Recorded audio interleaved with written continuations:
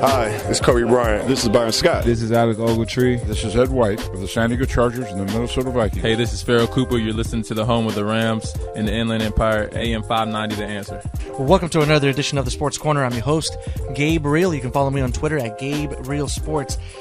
I have some fun. As some of you may follow me on social media, you know that I do some side work for West Coast Multimedia. Shout out to my dude, Tony. We do some awesome stuff with the local places. And you know what? I'm going to do another quick shout out to Mark Neiman, who has an awesome Sandlot block of events coming up. And yes, you heard the word Sandlot, because that means that 6 of the 9 actors from the classic movie The Sandlot will be coming to Ontario in the coming weeks. We're going to start off on the 15th of September with it's Smalls and Repeat. And then the following, I think it's like the October 15th. I can't get the dates correctly. I'm going to look him up right now. But he's going to also have Squints and De Nunez. And that's coming up on the 29th of September, actually. So the 15th of September is one. Then the 29th. And then October 13th, he's going to wrap it up with Timmy and Yaya. So 6 of the 9 player or actors from the movie The Sandlot are going to be coming by, and these are some of the events that I've been so fortunate to cover with West Coast Multimedia. And one of them was the Fred Claire second annual golf tournament benefiting the City of Hope. And I went out there with the camera, just like I always do. Shout out to Dodgers Nation. Went out there to do some video for their stuff, and keep an eye on that. Like I said on my social media, Dodgers Nation, official Dodgers Nation. You'll be able to see some of the footage that we caught. But as I'm wandering around like I normally do, I came across this gentleman who approached us with a book entitled "The 1988 Dodgers: Reliving the Championship Season." And I look at the cover and I'm like, wait, some of these dudes I'm actually seeing wandering around here at the Oakmont Country Club. So I have to talk to you. And the gentleman, I'm thinking, who is this guy? Well, he's none other than KP Wee, who was a media relations assistant for the Vancouver Canadians Baseball Club. He also hosted a radio show on the Burnaby, British Columbia, Canada. The man has done it all. This is not his first book either. He wrote Tom, I can't even pronounce his name, is it Coyote? A Life of Knuckleballs, The End of the Montreal Jinx, Boston's Short-Lived Glory. Of course, the book I just talked about, the 1988 Dodgers. I mean, the resume is very impressive, and the man is very nice, who actually was able to talk to me. We chopped it up a little bit there, but I was like, wait. I don't have a microphone. I don't have a digital recorder here. I need to record some of this. So, without further ado, KP Wee is joining me right now via the Lumberland company my phone line, and I'm butchering that because this is a new relationship. You can see that on the video. Lumberland is the guys that put up the bat mug. Awesome mug. I'm gonna have him come back on the show so we can talk more about this awesome. It's basically you're drinking out of a bat. I mean, how cool is that? So joining me off the Lumberland hotline, I got KP Wee. Thank you, my man, for joining me today on Sports Corner. Hi, Gabe. Thanks for having me on. So before we get into your awesome book, what were you doing in California? Because you're in Vancouver, you're in Canada, man. So how'd you come across the West Coast? Well, that's right, Gabe. I'm from Vancouver, Canada, and was fortunate enough to have Fred Claire, whom you referenced earlier, sending me an invitation to go down to LA to be a guest at the Fred Claire Celebrity Golf Classic benefiting City of Hope, and I was there as a guest. And since I had just written a book on the 1988 Dodgers, I figured I might as well bring a few copies of the book down there just to see if I could maybe show some of those players on that team this book that I've just written about them. It's an awesome book. I have. I just met you last week, so I really haven't been able to fully dive into it. But I've come across some awesome stories that I didn't even know about it. But then again, I mean, 1988, I was 3 when the Dodgers won it. I was 4. Just to put it in perspective and a lot of the kids nowadays, they have no idea what's going on. I mean, we were supposed to be champions last year. Unfortunately, we came close. We came close, but we fell short in Game 7. So you're wandering around. You talk to Fred Claire. Fred Claire, as you pointed out in your book, he's the main reason why the 1988 Dodgers book came to life. So tell me how that conversation came about. Because I mean, he was absolutely correct. We're in the 30th anniversary of the last time that the Dodgers of that championship, the 1988 championship run. So tell me a little bit of that conversation, how Fred Claire was able to basically twist your arm enough for you to write this book.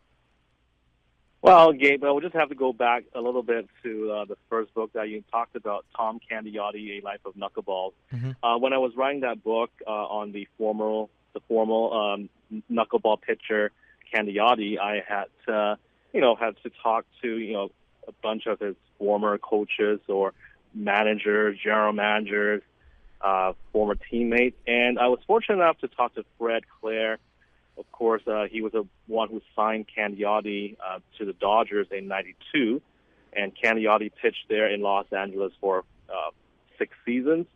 And I guess I made a good enough impression on Mr. Claire that he'd been keeping in touch with me by email over the years, and it just so happened in December 2016, Mr. Claire sent out an email to me, asking me what books, what projects I was working on, and at that point, I wasn't really writing anything new, but he kind of put the idea in my mind, hey, the 88 Dodgers, 30th anniversary is coming up in 2018. It's 2016 right now, December, and we're, a month away from 2017. If you were interested enough to kind of, take on this, we could possibly, get you talking to some of those players, some of those coaches who were part of that amazing 88 team.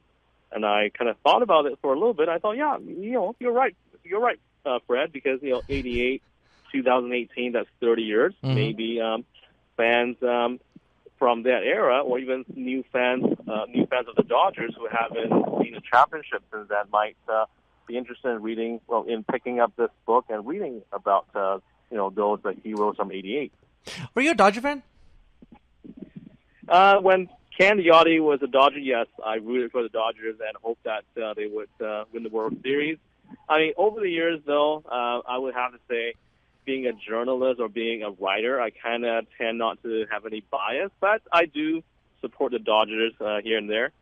That's one of the things that, because it struck me, because you have to do a lot of research, and you have to. I mean, and I get it. When you're a journalist, it's with a job. You go to the team, you talk to the players, you dive, you dig till you come up with the impressive product, which is in your case the awesome book, the 1988 Dodgers, and I'm just curious because this is a historic team.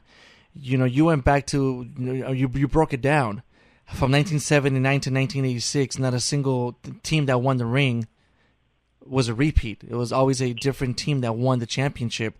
You broke it down. Correct. how for the 2 seasons before 1988, how the Dodgers finished with the same record. I think it was like 79 and whatever. But so how fun was this project for you, or was it exhausting?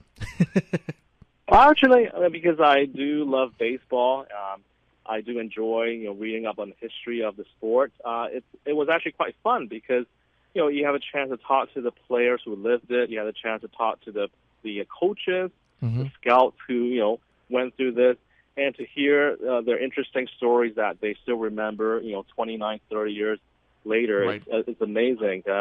Talking to a guy like Joey Amalfitano, a longtime coach with the Dodgers, and to hear him talk about all those memories, it was awesome. Having a chance to talk to a guy like that.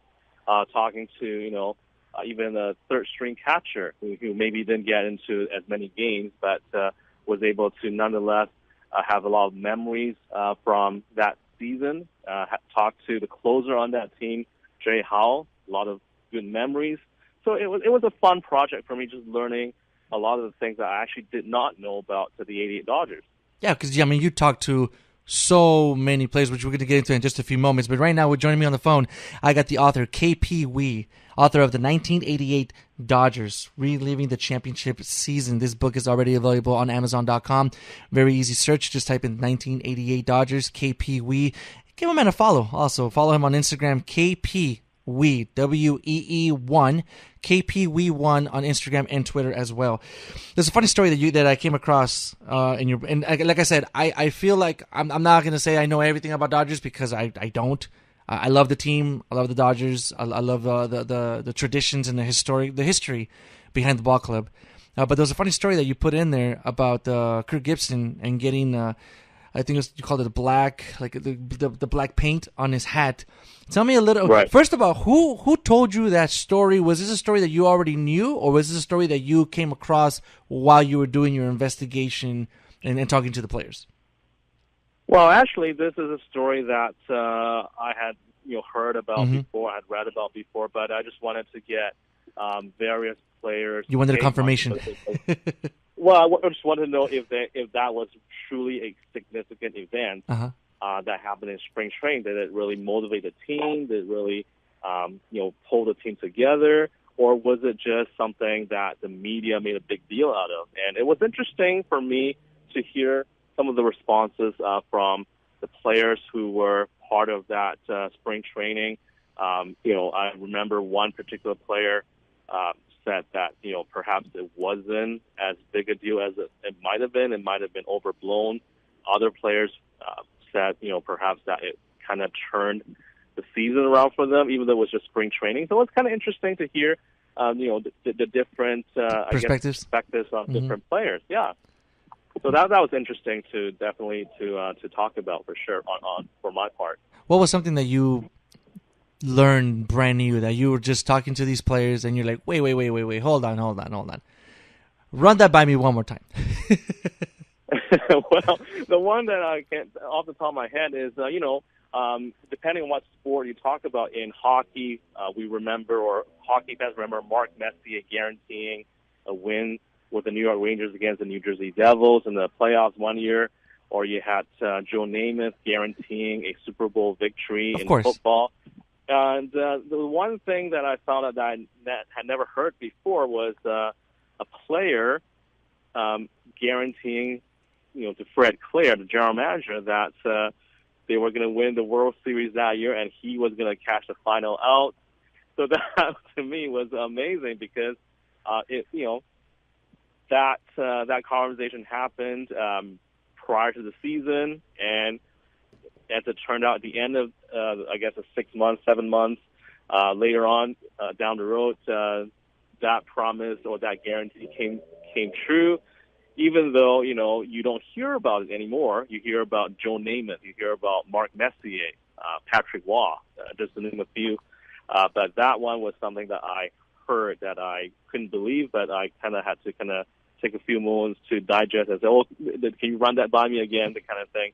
Yeah, so that for me was kind of interesting. So hold on. So who was it? Who was this player? Because okay, that was backup catcher Rick Dempsey, or he was a platoon catcher at that season. So Dempsey was the one who caught the final out because that was a strikeout by Oral Hershiser to end Game 5 of the World Series down in Oakland.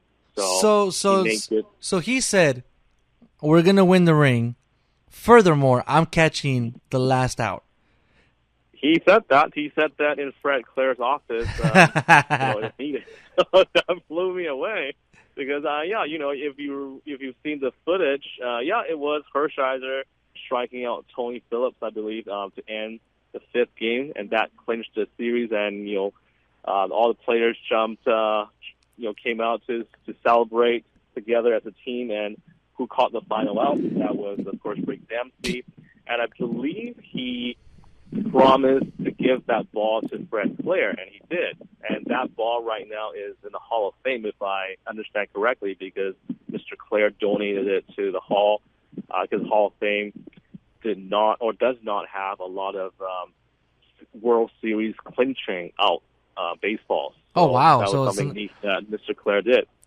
If we lived in the era of social media, this story would have caught a lot of legs. A lot of wind. We always know Absolutely. Joe Namath was very flashy. The fur coat, New York media.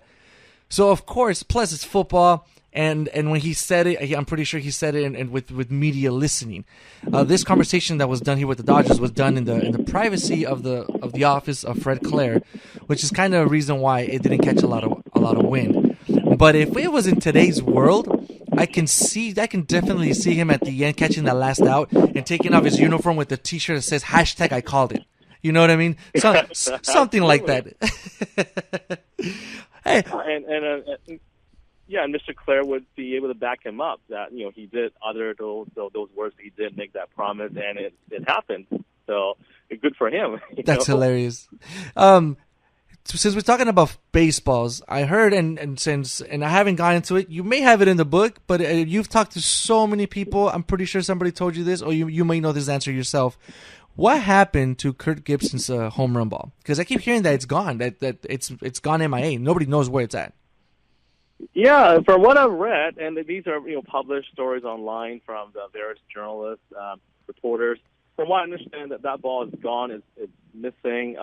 Somebody claimed that it hit them, I guess, on the butt or somewhere on the body, and somebody sent a photo of that, of I guess the part of the body where the ball hit her or struck her, and sent that photo to Gibson. But as far as the whereabouts of that baseball, nobody knows. As far as I understand. But it supposedly hit somebody, a fan, of course, and that fan had a picture to prove it. Such a historic ball for nobody to know where it's at. And I guess 30 years ago we had people cared about memorabilia, but didn't care about it as much as they do now. Like nowadays, the usher immediately comes in like, "Hey, where's that ball?" Like if it's something historic, the player wants it, or the team wants to talk to you about that ball or something. And I don't think any of that existed back in the 80s. Well, I'm guessing it was a different time. I'm thinking that at the time maybe baseball cards or sports cards were probably more the thing to collect, I guess. As far as players and memorabilia, I'm assuming again maybe they might, if it's like a final out or if it's like say a no-hitter, final out of like a perfect game or something like that, the final out of, let's say, a milestone victory. I'm sure that the pitcher might have that actual baseball, but if it's a home run that was hit out of the ballpark, maybe the fan that got it just I'm assuming would have taken it home and kept it somewhere. I don't know. It's interesting to think about it that way because that baseball, whoever has it right now, that's worth a lot of money. It's absolutely. I mean, why wouldn't you want to come forward? Now, if you don't want to get rid of it and if you don't want to sell it, then I get it. Keep it on the hush. It's already 30 years. Nobody's going to hound you for it. There's nobody knows you have it. Then keep it on the hush. But if you want to make some extra chuckles on it or money on it, why not? Why not come forward?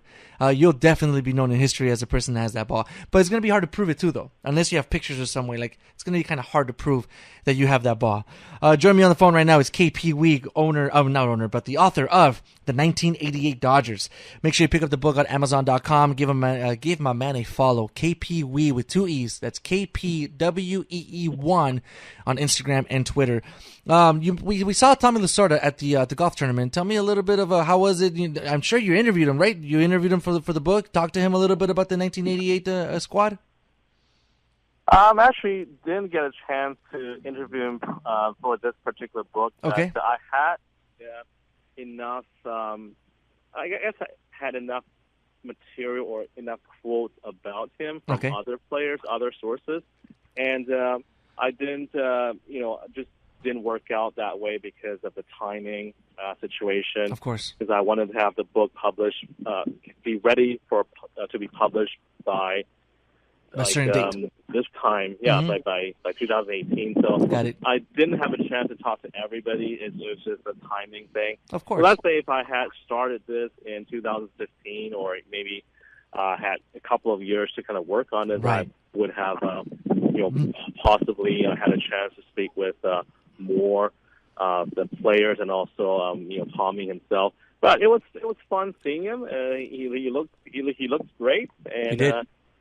That night down at the Oak Lawn Country Club, he received an award and he gave a speech. It was very inspiring. Everyone was very inspired, I would say, to hear him talk about his experience and also what the award meant to him going up on stage to receive it. You got to give me a great Tommy Lasorda story, though. I mean, even though you didn't talk to him directly, I'm sure the players got one. I mean, maybe one is an understatement, maybe like 10, but you got to give me at least one or two of something good of what they shared about Tommy. Well, I mean, going back to Kirk Gibson, he was kind of an intense kind of player.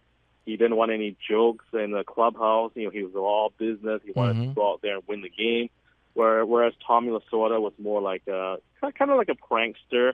I understand that, one time when Mickey Hatcher, who was one of the heroes on the '88 Dodger team, when Hatcher was with the Twins a couple of seasons prior to that, one of the things was that Tommy Lasorda had somebody cut up Hatcher's pants and had those pants being raised up the flagpole during the spring training game.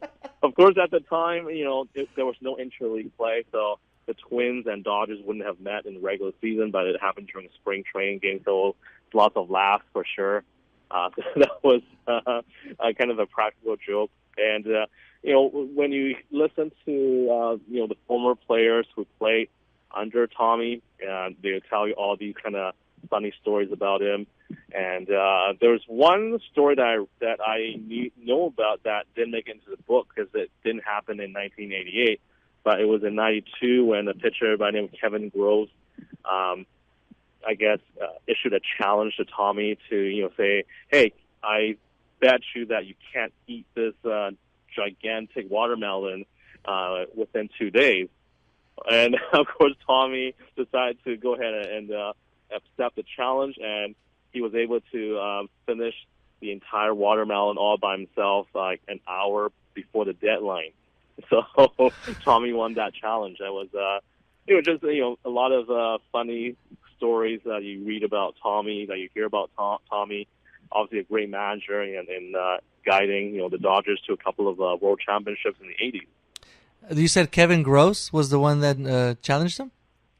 Yeah, that's right. Kevin Gross, who wasn't on the '88 team, but he pitched for the Dodgers. No, yeah, he's a friend of the station, friend of West Coast Multimedia. Oh. So, right. I next time I see him, I'm gonna definitely bring up the watermelon story.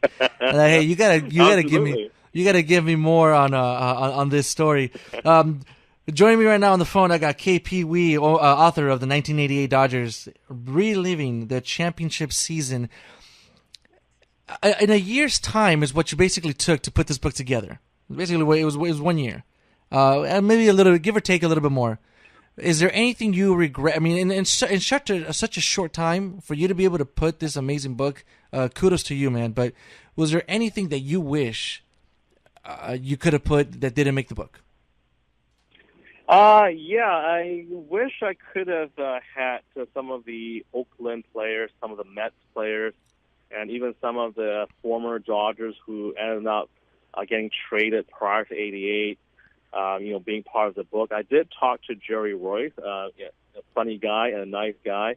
He pitched for the Dodgers until '87, and then he was released. And I believe that was Fred Clare's first transaction when he took over as general manager in '87.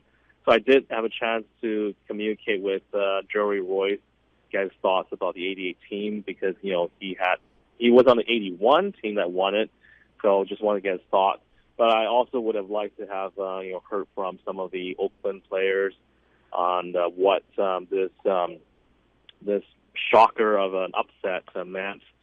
Talk to some of the Mets if I could, but just wasn't. Again, the timing was the issue here. I actually started this in April of 2017, so that didn't give me a lot of time if I wanted to have this out by this year, 2018. And the biggest regrets would have been not being able to talk to some of the players who weren't on the 88 teams that played against them or were on previous teams. No, of course, but I mean, you're already talking to say like it's 25 people on the team plus managers plus Fred Claire plus. I mean, you already had, and you're in Canada. You're not even here in California. You're in Canada, so very impressive for you to be able to accomplish what you accomplished to get this book together. One last question for you: what story are you looking forward to the reader reading? Like, there's got to be one story that you're like, this story made me laugh for days, or this story left an impression in me for days. That this is the one story that, if you can take something away, this is what I want the readers to come out of when they read this book. Right. In terms of laughter, I guess one of the Tommy Lasorda stories would do that. But because there were a few of them in the book, I dedicated a chapter to Tommy. But the one story that sticks out is a story told to me by Jay Howell, and that's when he was comparing, the 93 Braves team that won 104 games. He was actually on that team to the 88 team, and talked about the similarities. It was all about hard work, gamers, guys that were willing to sacrifice to get the job done to win the ball game. So a couple of the stories that Jay Howell shared were awesome. Another story I thought of was Tim Leary, a pitcher who had his best season in '88, and the work that he did to have a successful season, to actually lead the Dodgers in strikeouts that year, and just to hear about Leary, what he had to do to have a strong '88 season. And he was actually one of the heroes in Game 1 of the World Series against Oakland, which we already forgot, because he actually pitched 3 shutout innings in that Game 1 to keep the Dodgers close in the 9th inning. So it's a 1-run deficit. So the stories told by Leary, told by Howell, the stories about Lasorda, I think those are one of those would be what I would hope the reader would take away and say, oh, that was funny, or that was inspirational. That was something that was awesome about '88. So I know I cheated, not just one thing, but a couple of things there. You're making us want to get this book. Actually, I lied. I thought I had one more question, but I actually came up with another one as I was just listening to you. Were you able to talk to Vince Scully at all, or anything about the 1988 team? I believe with Vince Scully, I think it's hard to get a chance to talk to him during the season. So basically, when I was writing this book, it was during the baseball season. So was it his final season too? Yeah, right. Because I think so. I think if it was last year, he was already retired. He was already out. But 2 years ago, it was during his farewell tour. Right. Again, it was just a timing that I just didn't get. There were lots and lots of people that I would have wanted to talk to, actually, but it's just a matter of how tight the deadline that I imposed on myself, Gabe, to be honest, I guess was the thing that kind of stopped me from being able to talk to, a lot of players. Everybody that was a part of that awesome ball club. But I am proud of what. I guess of the effort I put into the book, Gabe. Absolutely. As you mentioned, me being from Canada, and having to make everything work. I think it's the book that I enjoyed writing, and I hope that's a book that the fans will enjoy reading as well. Definitely. We're in Southern California. We love everything Dodgers. This is definitely a book that we need to add to our libraries. Once again, the book is 1988 Dodgers, and the author, KP Wee. Give him a follow at KPWEE1 on Instagram and Twitter.